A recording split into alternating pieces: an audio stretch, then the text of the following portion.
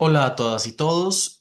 Bueno, bienvenidas y bienvenidos a este video de tipos de fuentes científicas. En este video lo que veremos específicamente es la diferenciación de una fuente de información confiable versus una fuente de información no confiable. Es importante que tengamos muy en cuenta cuáles son esas fuentes que podemos utilizar en investigación y evidentemente pues en nuestra disciplina psicología, que evidentemente obedece a un enfoque basado en la evidencia.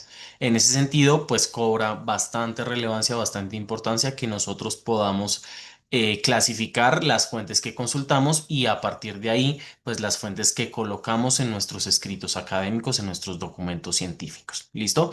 Aparte de eso, veremos un poco la diferenciación o categorización de lo que es una revista científica, que se aloja en una revista científica, en una base de datos científica, en una editorial científica y demás. ¿Listo? Entonces, comencemos mencionando y diciendo que las fuentes de información confiables, acá hay cuatro tipos de fuentes confiables, se las digo de una vez. Tenemos las revistas científicas, por supuesto, como Science Journals, que pues es una de las revistas científicas más reconocidas a nivel mundial. Tenemos lo que son las revistas institucionales o a veces también repositorios institucionales, como la prensa de la Universidad de Oxford. Tenemos las bases de datos científicas donde se alojan muchos artículos, pero gracias a que ya están alojados en las revistas científicas, ya vamos para allá, ya profundizo un poco más en el tema, y pues instituciones gubernamentales, como en este caso la OMS. Todo este tipo de fuentes son categorizadas como confiables por algo que tienen en común, y es que sí o sí tienen que ser todos los documentos que están allí, tuvieron que pasar por un filtrado de selección específicamente por algo que se llama revisión por pares. ¿Qué quiere decir eso? Entonces, voy a ponerles un ejemplo. Supongamos que yo quiero publicar un artículo científico acerca de la estimulación cognitiva en adultos mayores bajo un enfoque neuropsicológico. En este ejemplo, pues supongamos yo hago mi artículo científico, soy muy juicioso, muy riguroso, voy y miro y no sé qué, y hago mi introducción, mi metodología, mis resultados, mi discusión, todo lo hago muy bien.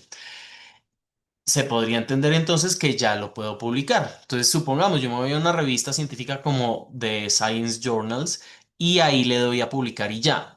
En realidad no es así. Lo que yo sí puedo hacer es postularlo a la revista Journals, pero de ahí a que me lo acepten, es otra cosa diferente. A lo que quiero ir es que se requiere algo que se llama, como les mencioné, revisión por pares. ¿Qué quiere decir eso? Quiere decir que un experto en el tema, ¿sí? Revisa el contenido de lo que yo escribí. ¿Por qué se llama pares? Porque se supone que si yo estoy escribiendo, en este caso, acerca de estimulación cognitiva bajo un enfoque neuropsicológico, en una revista científica, pues se puede sobreentender que yo soy un experto en neuropsicología.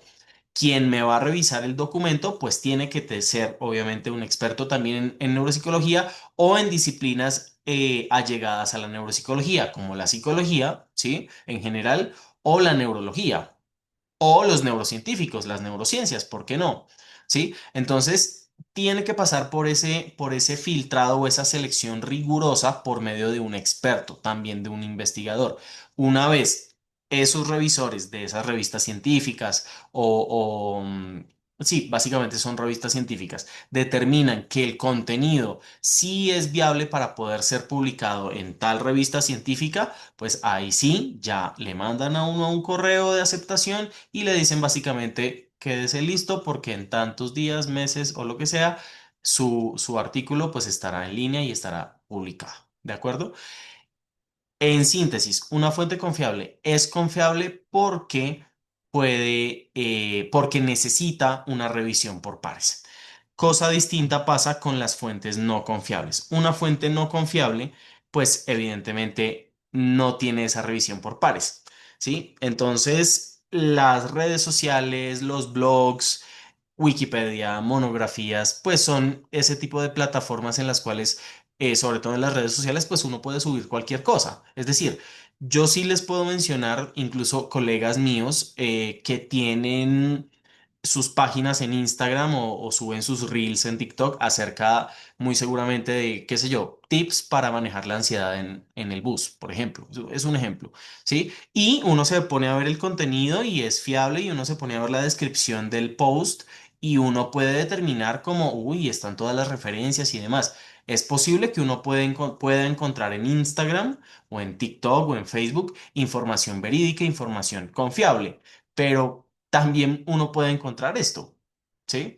Entonces, pues honestamente no sé si esta noticia que encontré quisiera pensar que pues es una broma, es un meme, porque pues no quisiera pensar que hay 2 millones de personas que le dan like a una noticia como esta, sobre todo más allá del contenido, por la fiabilidad del mismo. Es decir, mucho más del contenido en sí. Yo soy muy respetuoso en relación a cualquier tipo de contenido, pero sí en relación a la fiabilidad de las cosas. Sabemos específicamente que en este caso pues estamos hablando de una noticia completamente falsa, ¿sí? Que no obedece a ningún tipo de fiabilidad y uno no puede pensar que por ver esto pues ya uno cree que la noticia es real. Lo mismo puede pasar con contenido en relación a algo científico. Así como yo puedo encontrar información y tips para reducir la ansiedad basados en terapias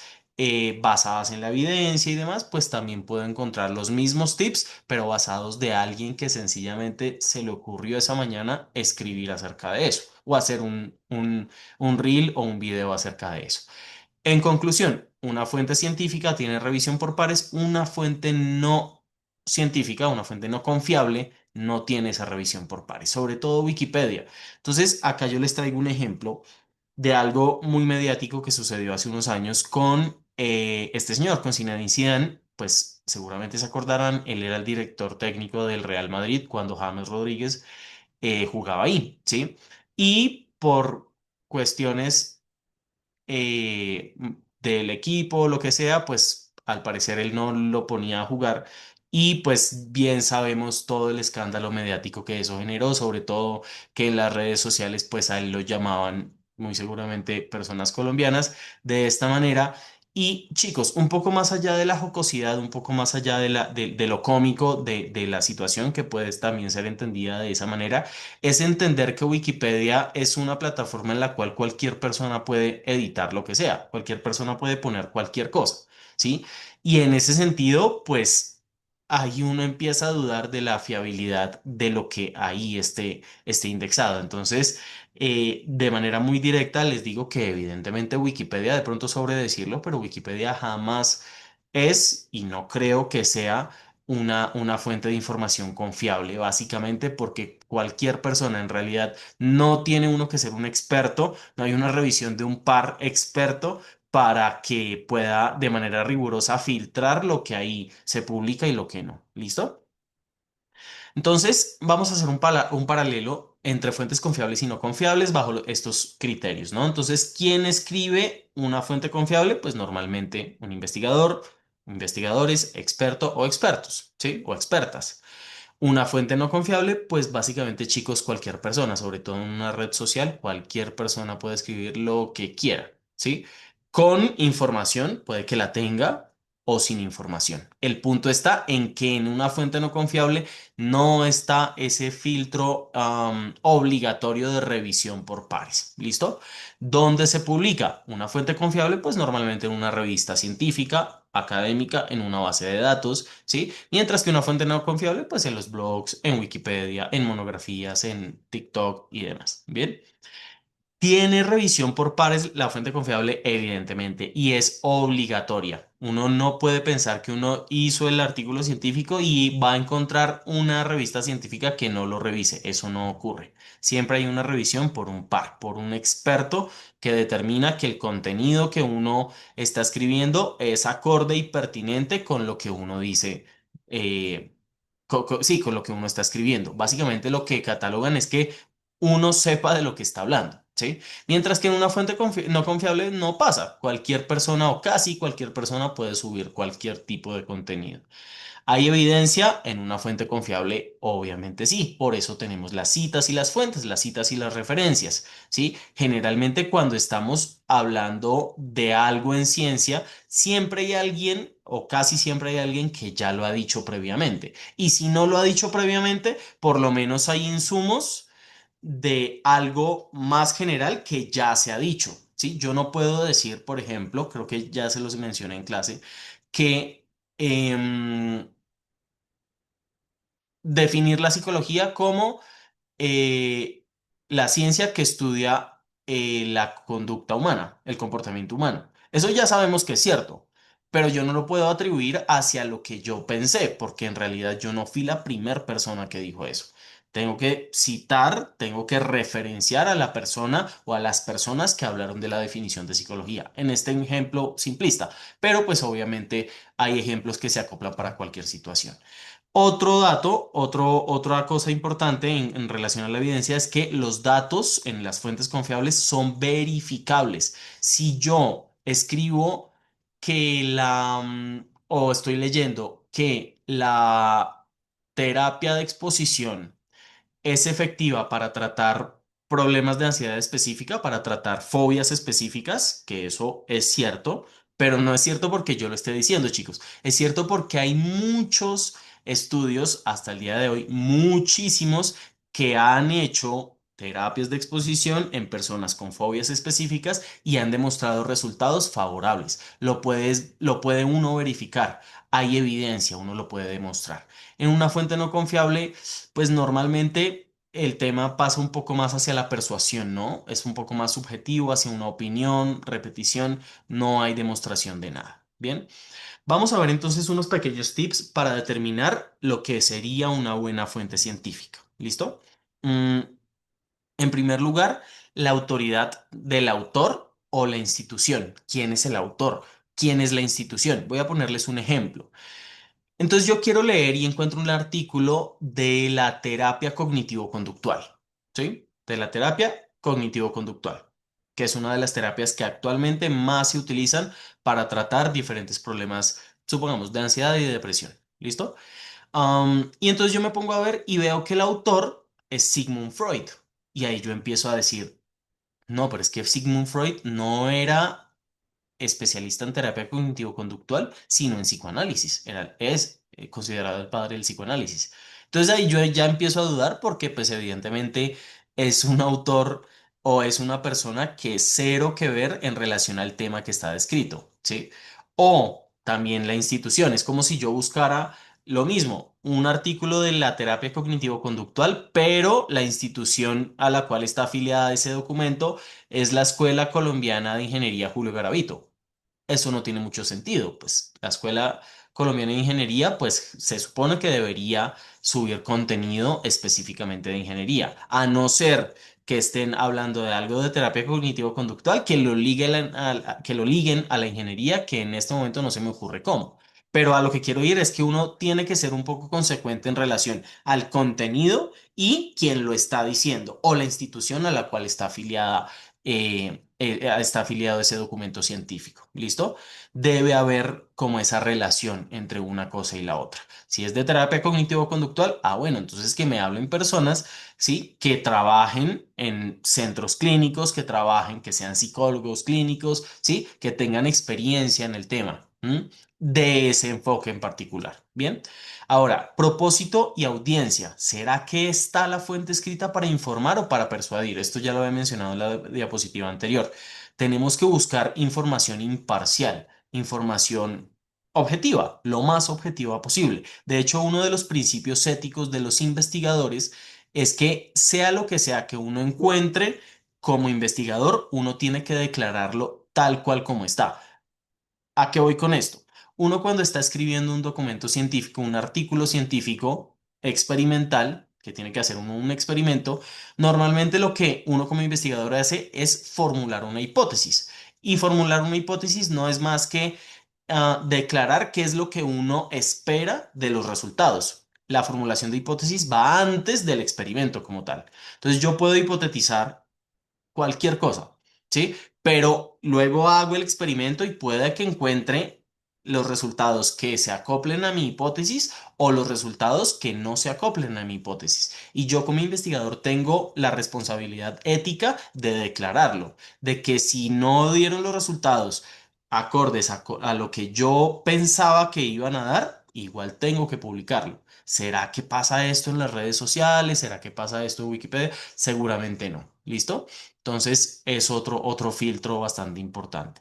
En cuanto a citas y referencias, pues chicos, básicamente lo que ya había mencionado, las fuentes confiables citan otros estudios, tienen datos verificables, las no confiables carecen incluso de referencias en muchos casos, o básicamente la cantidad de fuentes consultadas no es la suficiente. ¿A qué voy con esto?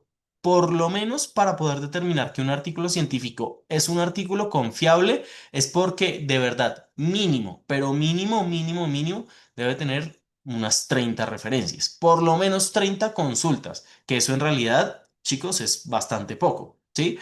Pero si yo encuentro un artículo científico supremamente largo, supremamente extenso y me pongo a ver y tiene 5 referencias, en realidad eso no sería una fuente de información confiable, sería todo lo contrario. ¿Listo? Y lo último, el último tip, para determinar que una fuente es confiable o puede ser más o menos confiable, es la fecha de publicación. Les pongo el siguiente ejemplo. La definición de neuropsicología, por ejemplo, a día de hoy, 2025, seguramente no es la misma definición de neuropsicología en los años 60, ¿sí? Y tiene todo el sentido del mundo, gracias seguramente a los avances tecnológicos. Entonces, en ese entonces, pues les tocaba escribir de neuropsicología basada en la tecnología que tenían. A hoy día tenemos algo que se llama neuroimágenes, entonces tenemos resonancias magnéticas de cerebro, tenemos tomografías axiales computarizadas, que son los TACs, tenemos las radiografías, si lo que queremos ver es el cráneo, tenemos los PET, la tomografía axial, la tomografía por emisión de positrones.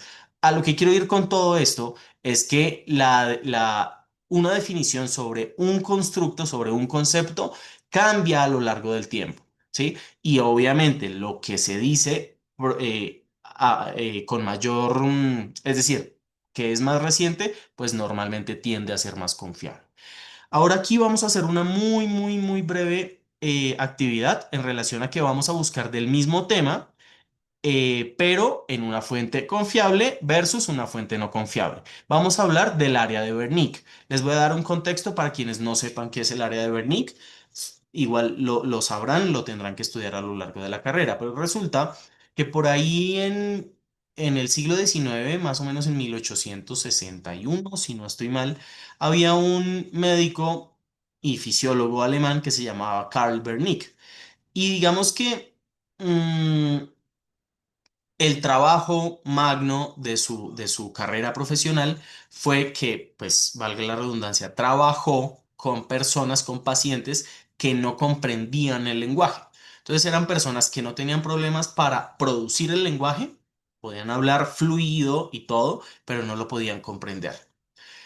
Después, años después, él empieza obviamente a investigar la sintomatología mientras los pacientes están con vida. Cuando los pacientes van falleciendo, pues él hace un análisis post-mortem, ¿cierto? Examina sus cerebros y se da cuenta que específicamente en el hemisferio izquierdo, en el lóbulo temporal, en la parte medial, más o menos por aquí, más o menos por aquí, había algo que se llama disminución de la sustancia gris, que es básicamente habían menos neuronas. ¿Qué quiere decir? Pues había afectación en esa zona. Entonces él dijo, ah, no, entonces esa debe ser la zona de la comprensión del lenguaje. E incluso hasta el día de hoy, el área de Wernicke se entiende como el área, perdón, el área de la comprensión del lenguaje que se aloja justo en esta región, ¿sí? Incluso eso ya está un poco controvertido, para serles honesto. Ya no, ya hay estudios que contraargumentan eso y dicen como sí, acá hay relación en esta parte específica del hemisferio izquierdo, hay relación con la comprensión del lenguaje, pero donde dejamos las conexiones que tienen con la corteza prefrontal, con las uniones que hay con el hemisferio derecho gracias al cuerpo calloso, que bueno, si les hablo muy, muy, muy, con muchos tecnicismos, no se preocupen que lo verán a lo largo de la carrera. ¿Listo? Ya les di el contexto, entonces miremos rápidamente. Esta sería pues la fuente confiable, ¿sí? Se llama The Bernick Area, ¿cierto? Quien lo escribe es Jeffrey Binder y si le doy clic aquí me dice que el tipo trabaja o trabajó por lo menos para el 2015, que fue cuando lo publicó, trabajaba en ese entonces en el departamento de neurología en la Universidad Médica de Wisconsin y están hablando de algo del cerebro y trabaja en neurología. Entonces yo puedo decir, ah, tiene relación. Es posible que el tipo sepa de lo que está hablando, ¿cierto? Entonces vámonos al texto como tal y vamos a ver cosas muy sencillas. En realidad, ver que una fuente sea confiable es muy fácil. Lo primero, lo que les digo, el autor. Lo segundo, podemos ver la calidad de la revista. Normalmente las revistas están o en la parte inicial de la página, este no es el caso, o en la parte final de las páginas. Fíjense, aquí está. 2015, American Academy of Neurology es la revista científica donde este artículo de Burning Area se publicó, ¿sí? Está hablando de qué? De neurología. ¿Y de qué? ¿Cuál es el contenido? Pues el área de Wernicke que tiene que ver mucho con cerebro. Es evidente que tienen relación una cosa con la otra.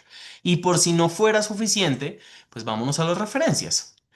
Vemos que hay 39 referencias, fíjense, perdón, fíjense, no son muchas, pero hay algo que quiero comentarles y es que son solamente 6 páginas. Es más, ni siquiera 6, porque esta última pues no es de contenido, es de referencias. Y media página de acá tampoco.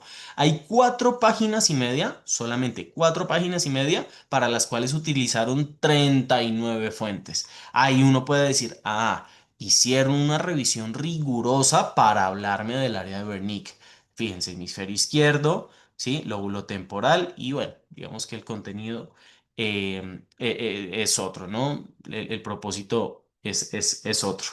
Entonces, chicos, decirles básicamente que esto sería una fuente confiable basado en esos tips que les acabo de mencionar.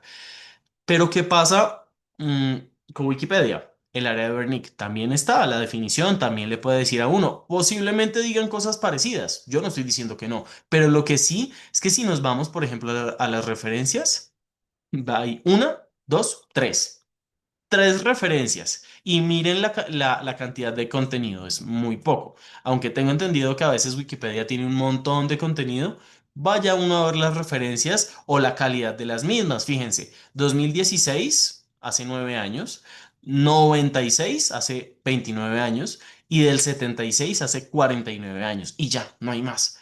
¿Sí? En ese sentido, pues uno puede decir, hey, Wikipedia es posible que no sea la mejor fuente de información confiable, por lo menos. Es más, si le doy aquí a editar, creo que yo puedo poner lo que quiera. Coloquemos, hola, no sé. Vamos a ver si me deja publicarlo. Publicar cambios, cuidado con el plagio, no sé qué. Ok, pero no estarme metiendo en problemas, no, no he accedido a nada, porque no pasa nada, publicar cambios. Fíjense. Básicamente lo que cualquier persona quiera poner, pues queda ahí. Así tal cual como lo que pasó con Zidane. Creo que igual esto me imagino que lo deben quitar. No lo sé en cuánto tiempo, pero fíjense, que actualicé y sigue acá. Seguramente lo quitarán después, pero pues chicos, se sobreentiende que Wikipedia pues es una fuente cero, cero, cero confiable. ¿Listo? Ok. Hablemos entonces, bueno, en relación a la búsqueda de información, claro, ya sabemos que es una fuente confiable de información, que es una fuente no confiable, pero lo que todavía no hemos visto es cómo buscar fuentes de información confiables. Va a haber una clase que preparé para ustedes específica para eso, lo veremos en la universidad.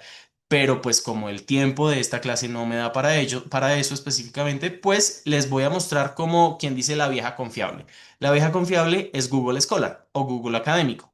Entonces, Google Scholar, accedo acá y aquí pues esto es un metabuscador donde pues se aloja información de fuentes de información científicas, confiables. Acá yo puedo buscar cualquier cosa, no lo sé, enfermedades cardíacas. Es un ejemplo. Y hay cualquier cantidad de información. Hay 117.000 resultados en 0,08 segundos. Hay un montón de información. Variabilidad de la frecuencia cardíaca como factor predictor. ¿Sí? Si nos vamos al recurso, Luego vuelvo y les digo, luego les digo cómo podemos acceder a mejores bases de datos. Esto que estoy haciendo acá, no se preocupen, yo luego les enseño cómo se hace, no se preocupen, porque estoy accediendo desde la universidad, es simplemente para acceder más fácil. Pero lo que quiero que veamos es que podemos hacer la revisión incluso desde algo, pues desde Google Scholar, que pues se sobreentiende que es un metabuscador de información netamente confiable, netamente científica. ¿Listo? Entonces aquí ya nos va a abrir el artículo de Clinical Key, esa es la base de datos. Por ahí está, listo. Está en español, variabilidad de la frecuencia cardíaca. Fíjense, Laura Velosa, Camilo Jiménez, Daniel Quiñones y compañía. Si vamos a Laura Velosa, entonces nos tiene que decir información acerca de ella. ¿Quién será ella? Ah, bueno, acá nos dice lo que ha publicado, esa es otra manera. Ha publicado ha publicado variabilidad de la frecuencia cardíaca, ha publicado alteraciones del estatus mental en niños, ha publicado, sí, tiene publicaciones, no solamente es esa, pero no sé si me deje ver, creo que en este caso no me deja ver específicamente quién es ella. Démosle descargar PDF.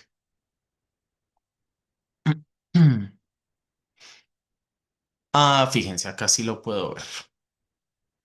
Entonces, Laura Velosa es la A en la nota de autor, luego les enseño qué es eso, pero tanto Laura Velosa como Camilo Jiménez, como Daniel Quiñones, como Felipe Polanía y nadie más son A. Entonces me voy a A. ¿Quiénes son los A? Son personas que trabajan en el semillero de fisiología cardiovascular de la Facultad de Ciencias de la Salud de la Fundación Universitaria de Navarra, Uninavarra, Neiva, Colombia. Ok. Y B, estas dos personas trabajan en el Departamento de Ciencias Fisiológicas en el mismo lugar.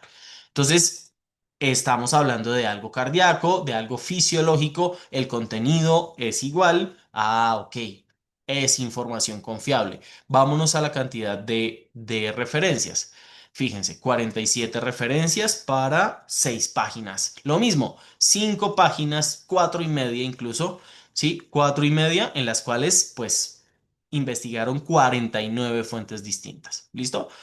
Es una fuente de información confiable. Entonces, chicos, a partir de ahora y hasta que veamos cómo buscar mejor información, que sí existe la manera, gracias a la universidad, a la biblioteca de la universidad, pues Google Scholar siempre es un buen recurso. ¿Listo? Es la vieja confiable. Ok, les quiero contar algo, y es que los artículos científicos se publican en revistas científicas. ¿Sí? Siempre es así. Un artículo científico, ¿dónde está? Pues en una revista científica. Pero pues hay que diferenciar, me parece importante que diferenciemos lo que es una revista comercial de una revista científica. Simplemente desde lo visual veamos ciertas diferencias. Desde lo visual, fíjense que las revistas comerciales son llamativas, ¿sí? Son, quizás podría pensar uno que su intención principal es persuadir, ¿sí? Una revista científica no. Es básicamente el título de la revista, de dónde a dónde es, de enero a diciembre del 2020, es el volumen 18, número uno, Open Ciencia, Centro de Investigación, y se acabó. ¿Sí? Habla, pues obviamente está el símbolo de la psicología, es la revista internacional de psicología. Pero acá entonces cerebro y memoria. ¿Por qué empeora la memoria? Pon tus neuronas a trabajar, niebla mental, un mal sin diagnosticar. Y hablan de un montón de cosas que en realidad, pues pone un poco a dudar de la veracidad de lo que allí está descrito. Es posible que tenga información veraz, pero también es posible que no. Acá no hay pierde, porque hay revisión por pares. ¿Listo? Revistas comerciales se definen entonces por publicar contenido sin revisión rigurosa y pues normalmente tienen fines lucrativos, es normal, es una empresa, ¿sí? Las revistas científicas pues publican artículos revisados por pares con el objetivo de generar conocimiento y fomentar el avance científico. Entre comillas lo puse, no hay fines lucrativos.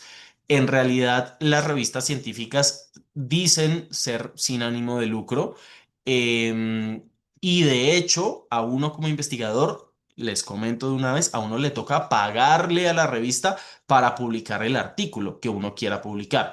La razón de esto es que, pues como ellos no pueden financiarse de otra manera diferente al que los investigadores vayan pagando o que ciertos investigadores paguen una suscripción mensual de la revista y demás, pues no habría como pagarle a sus editores, no habría como pagarle a sus revisores. En este de psicología, pues tiene que tener muchos revisores para, valga la redundancia, revisar todos los documentos que a diario llegan ahí y que puedan decir, este sí, este no, este sí. ¿Listo? De base, bueno, entonces, claro, tenemos el artículo científico que se publica, perdón, el artículo científico ¿a dónde va? A la revista científica. Pero hay algo más arriba, que es una base de datos. Y hay algo más arriba, que es una editorial científica. Entonces, en estas tres vamos a ver cómo se diferencian, ¿listo? Bajo estos criterios. Entonces, ¿qué es una revista científica? Son publicaciones periódicas que difunden investigaciones. Una base de datos son plataformas que organizan y permiten buscar los artículos, ¿sí? Mm, y las editoriales científicas son empresas que publican y gestionan todas las revistas científicas. Determinan cuál revista entra, cuál revista no, basado obviamente en estándares de calidad científica. ¿Listo? Ahorita hablaremos un poco de la clasificación del contenido científico que lo hace una editorial, pero eso será en unos minutos. ¿Qué contienen? Entonces, la revista científica contiene artículos científicos originales o revisiones sistemáticas, metaanálisis, cartas científicas, ¿listo? Una base de datos que contiene, pues muchas revistas, ¿sí? Obviamente. Tiene obviamente artículos y tesis y capítulos de libros y libros gracias a que todos estos están alojados en las revistas científicas. Entonces, como les digo, los artículos, las tesis, los capítulos van a las revistas y las revistas van a las bases de datos. ¿Qué contienen las editoriales? Pues las revistas, obviamente, los libros académicos, manuales científicos y un poco saben de qué base de datos viene tal revista y demás. ¿Listo? Entonces es una posición jerárquica desde los artículos, desde el documento como tal, hasta las editoriales científicas. El objetivo de la revista científica, difundir conocimiento científico, base de datos, facilitar el acceso y la búsqueda de la información y editorial, publicar y distribuir el contenido científico de calidad. Es también una institución que se encarga de determinar la calidad. Hay diferentes ejemplos, en revistas está la revista Nature, The Lancet o Psicología desde el Caribe. En bases de datos pues están estas, Scopus, PubMed, Science Direct, Redalyc y las editoriales científicas, Elsevier es muy famosa, Springer también, Simago y Sage. ¿Listo? Revisión por pares. Sí, siempre. No, no, acá me equivoqué, chicos. Siempre hay revisión por pares en las revistas científicas. En bases de datos no aplica directamente. ¿Por qué? Porque las bases de datos lo que hacen es revisar a las revistas y las revistas ya revisaron los documentos. ¿Listo? Y lo mismo en las editoriales, dependen de las revistas que gestionan. ¿Sí? Entonces, la calidad de la revista se mide en relación a la rigurosidad de la revisión por pares. ¿M? La función principal de las revistas, producir y compartir contenido académico. La función principal de las bases de datos, almacenar, indexar, facilitar acceso. Es un centro de relevo que la persona pueda llegar y buscar información de tal cosa, de tal otra. Las editoriales gestionan la publicación editorial y obviamente su calidad. ¿Cómo se usa? Pues las revistas científicas se consulta para leer artículos específicos, mientras que en una base de datos se usa para buscar artículos por tema. Entonces está la revista científica, perdón, la base de datos, em, qué sé yo, Scopus. Scopus es una base de datos que solo publica artículos de ciencia, es decir, que todas las revistas científicas tienen que tener ciencias, sobre todo ciencias médicas, ¿sí? Acá en realidad es muy poco frecuente que encontremos en Scopus un artículo de química que no tenga nada que ver con ciencias médicas. ¿Me explico? Es decir, las bases de datos se usan para buscar artículos, pero por el tema, por año, por autor, en fin.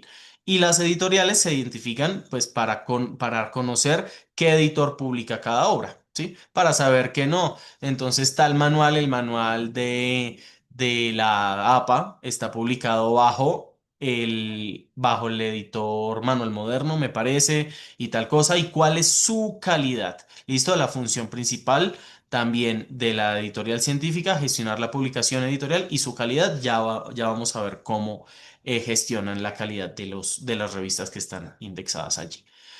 En términos generales, una revista científica es pues una revista específica donde sale un artículo, una base de datos es el buscador donde se encuentran revistas o artículos también, y una editorial científica es la empresa que edita, publica y evalúa la calidad de revistas, de libros, de tesis y demás. ¿Listo? Ok.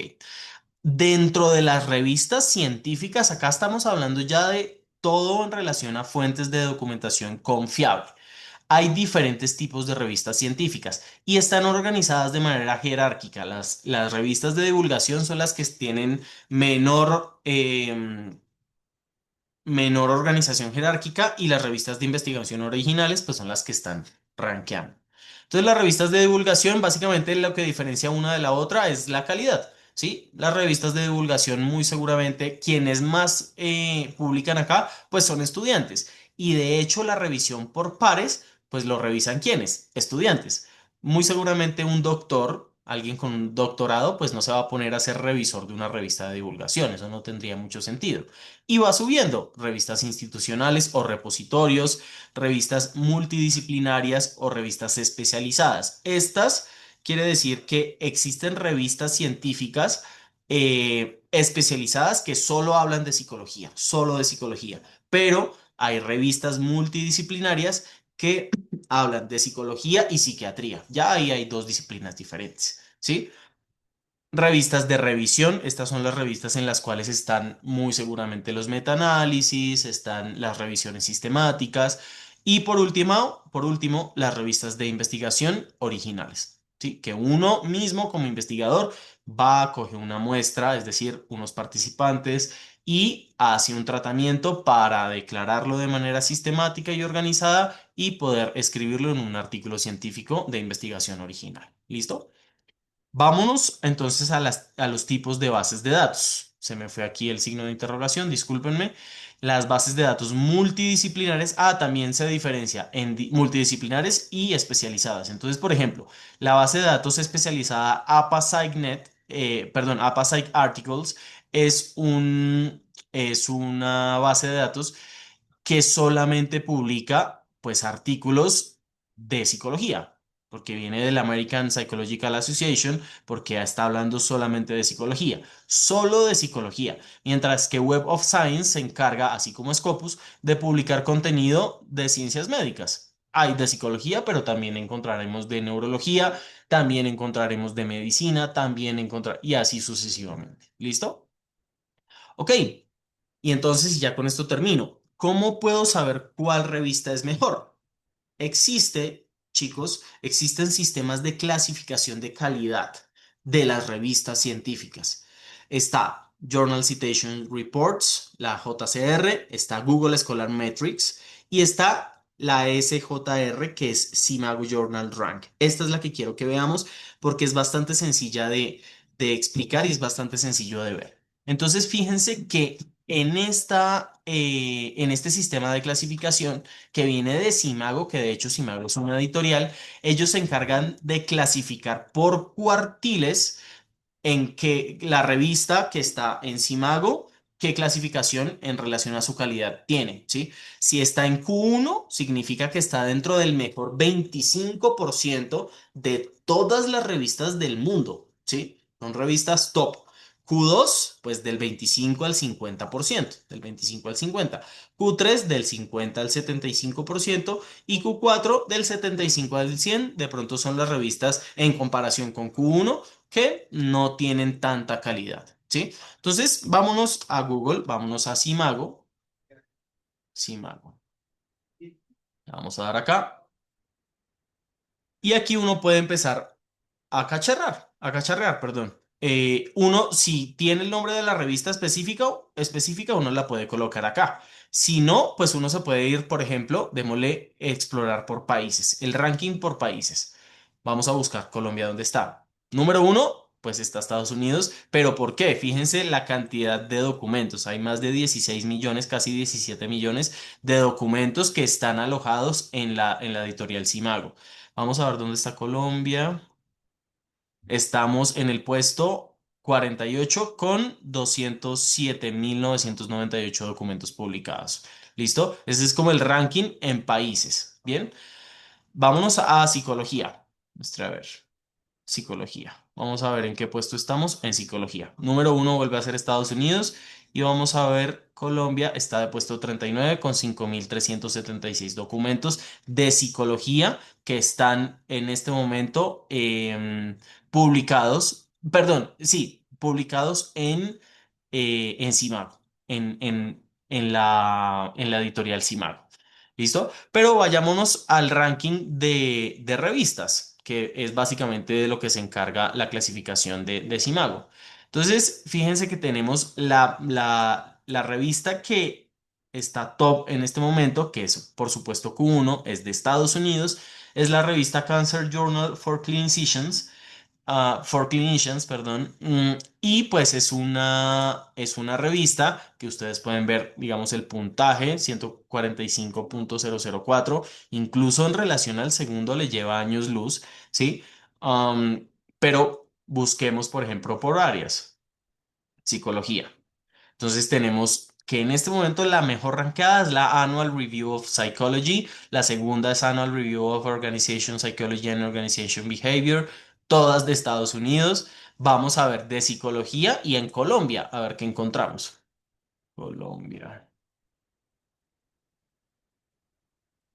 Fíjense lo siguiente. La que mejor está rankeada es International Journal of Psychological Research y está en Q3. No tenemos más, ¿sí? No tenemos nada en Q1, por lo menos a día de hoy, en Simago, ¿sí? Obviamente el puntaje es mucho menor a las de Estados Unidos y demás, y bueno, allá hay otros aspectos en relación a dónde se publica más. Obviamente en Estados Unidos, en Países Bajos, pues, Europa se publica mucho más que acá.